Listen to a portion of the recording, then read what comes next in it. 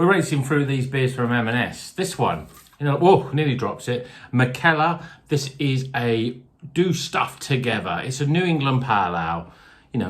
This lockdown is pretty much over. Let's do stuff together. Let's go out and spend money in pubs. But until then, we can drink this one from M&S. £3.50 a can, a little bit more expensive than the other ones. So does that make it a little bit more better? Well, keep on watching to find out.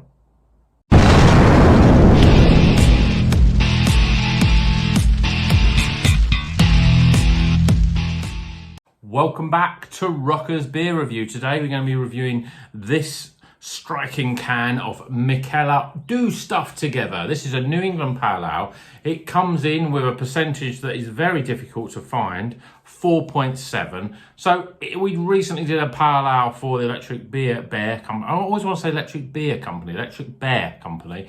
That's 4.1, and that was a bit light. But this one's 4.7. Probably just a little bit under what I would call a sweet spot for pale ales. But I love the can. It's sort of, two-tone, purple and sort of green. And it's by Mikkeller, which are, they're in the old supermarkets, in various supermarkets. They've done a thing with Brewdog.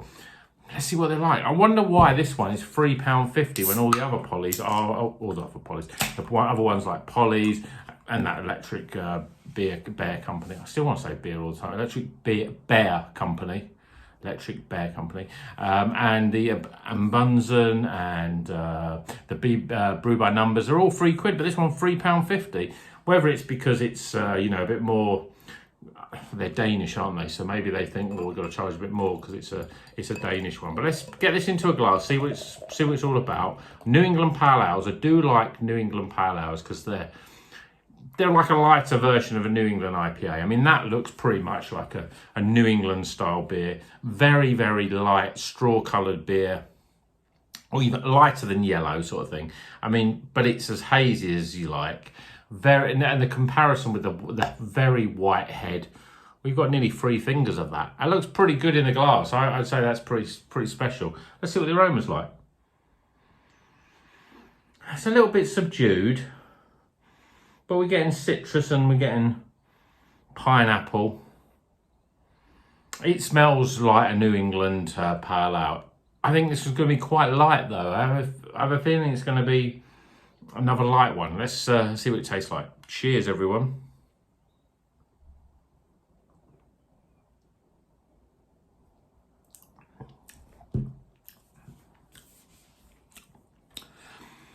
That's nice, actually. It's really, really soft. It's almost like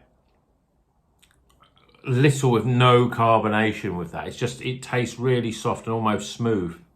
And for a pale ale, that's not common. Usually with a pale ale, you get a little more fizz to it.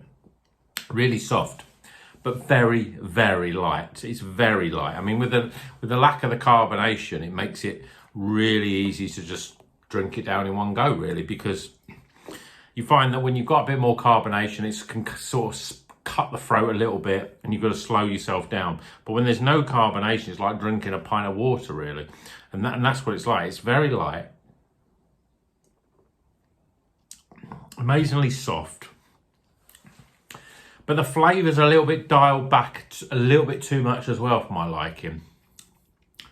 You're getting grapefruit in there, but it's so subtle. You get lemon, but again, very soft. There's no sort of zestiness about it. There's no sort of bite which you get with those sort of fruit flavours.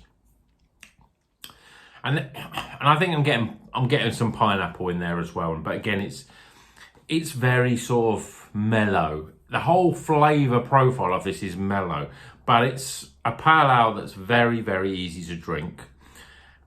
And again, similar to the Electric Beer Company, their Shimmer Down, it's so light that you can just drink it so easily. But you're not getting if it was an New England IPA, the flavours would be a little bit more chewier. They'd be much more flavoursome. But sometimes if you have too many of those beers, you just go, oh, it's just too hoppy. There's too much of that fruit flavour in there, and it's sort of going away from the beer. With this one, it's got a nice flavour. The mouthfeel really gives it that edge. I really like it. I like it because it's light and it's refreshing, and it doesn't overpower the palate. And it makes me think, yeah, I can keep on drinking beer. This is the sort of beer that you want to drink. When you think, right, I'm drinking six or seven beers tonight. What am I going to drink? Do I want to be drinking 6.5% to 7% IPAs? You can get to a point where you can get a little bit, they can get a bit overpowering for you. You know, you go to have a few West Coast IPAs and they're a little bit bitter, and the flavour just sort of starts to get to you. Stuff like this though, it's so light and refreshing that you can down it really quickly. Does it remind me of anything? I don't know. New England Pales they're quite a rare breed really, because you get a lot of New England IPAs, but the New England Pales, usually you have pale ales and they're sort of light, but this is definitely, you know that this is more on that New England style. One, because of softness, one, because you get a bit more pineapple and you're getting grapefruit, those sort of quite traditional New England type of beers, flavours. It's really nice. It's soft. Flavours, the flavour is lacking a little bit. It's all very mellow. It's all very sort of soft flavours, soft texture. The whole thing is very soft. And some people could probably get a little bit put off by that, and they're waiting for the punchline that never really comes really. But it makes it very easy to drink. And if you're buying a beer from a supermarket, traditionally, I think that's what you want. You want something that's easy to drink. You want it accessible, so people can drink it and go, yeah, I quite like that. It's a bit different, but it doesn't overpower me. It doesn't go, oh, it's all, the flavours are not real strong, stone fruity sort of flavours. I think when you're new to beer, I know people that they're new to craft beer, as I was, you know, about a year ago when I started drinking craft beer. But you know, when they drink it, they go, oh, it's a little bit, you know, there's almost too much flavour, and it detracts from the fact that they're drinking beer, because they're used to drinking traditional ales or lagers sort of thing. But this has got something different. The softness is really good, and it makes it really easy to drink. It's a nice looking beer.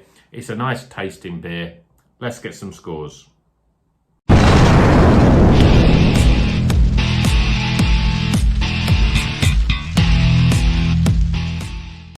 Okay, the scores are in for the Mikkeller Do Stuff Together. This is a New England Pale, £3.50, a little bit more expensive from Marks and Spencer's.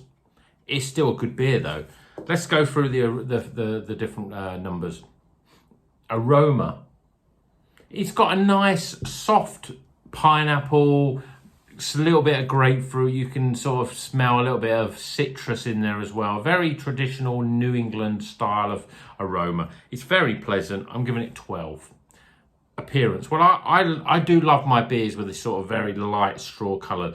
It's a light drinking beer, and it looks very light. Yes, you've got a nice haze there. You've got a layer of white head. Nice lace in the glass. I'm giving it an 8 out of 10 for appearance. Flavour wise, I'm just trying to find my scores here. Oh, yeah. Flavour wise, well, it's inoffensive. It's got pineapple. The big feature of it is so soft. It's so soft in terms of there's little and no carbonation, but it's very light. So it's light, soft, no carbonation. There's nothing chewy about it. There's nothing sort of, doesn't coat your mouth or anything, it just glides down really easily and soft, with that soft sort of taste. The flavours are a little lacking. I just want a little bit more oomph, a little bit more flavour. It is a New England Pale, so it's a pale ale, 4.7%. It almost sort of tastes a little bit like it's more like 4% really. It's very, very light. There's very little sort of bite in it. It's not bad. 32 for flavour. Value, well, again, I'm not quite sure why this one is 50p more than the other M&S ones, and I think it's a little bit, £3.50, getting to that point now where you think, well, I can buy better beers for £3, and I can get more flavoursome beers, and I can want ones that are softer and just well, that have a soft mouthfeel, but they've got just a bit more, they pack a more flavour. So I'm giving it 7 for value, because I think it's still, I mean, it's a sort of taste of beer where you can buy this from a bottle, this similar beers from a bottle shop and pay £4.50, and you'd be thinking it's a bit more expensive, but it's not bad. Well, this is £3.50, so I'm giving it 7. Overall experience, it's so easy to drink.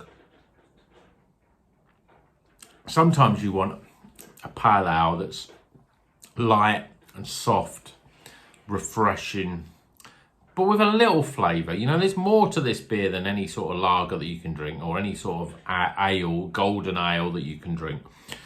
There's a nice level of pineapple, but it's all very sort of mellow. It's all very melodic in terms of its flavour profile. But there's no bitterness, and there's nothing about it that's like, there's no weird flavour in there at all. I think it's really good. In certain circumstances, you want a light beer. If you're drinking quite a few beers of an evening, you know, it's the weekend, so, you know, I'm drinking a few beers tonight, and this goes down pretty well, and it makes me think, well, I can go and drink something else now. I don't feel that the flavour overpowers my palate. So I'm giving it 14 for overall experience. So we top those scores up. It's another recommended beer, 73. It's not bad. It's a White Snake. You're going to slip this one in slow and easy. I really need to find a new analogy for my White Snake beers, because we have so many and I'm always slipping them in slow and easy, or sliding them in slow and easy, I should say. That's another slip of the tongue. There we go, there's a White Snake song for you.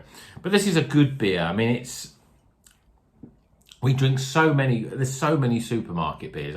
It's difficult to keep track. You know, if I was trying to rate them from the very best to the very bottom, this would be in the middle, you know, but there's a lot in that middle. There's a couple that are really good. There's quite a few that aren't that good.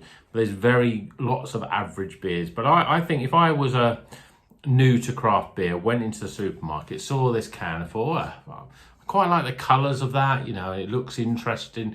I don't know what a New England Pale is, because don't drink craft beer. Picking that up, you're going to drink that and go, that's quite different than what I'm used to. It's got a nice flavour, and the softness of it is amazing. It makes it so easy to drink. So that's a good beer. It's a White Snake beer, so recommended. If you see this in the supermarkets, give it a go.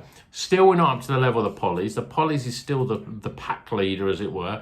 But I don't know if anyone else has had this beer. What do they think of it? Let me know in the comments. What do you think of these M&S beers? Because they've all been good without being great.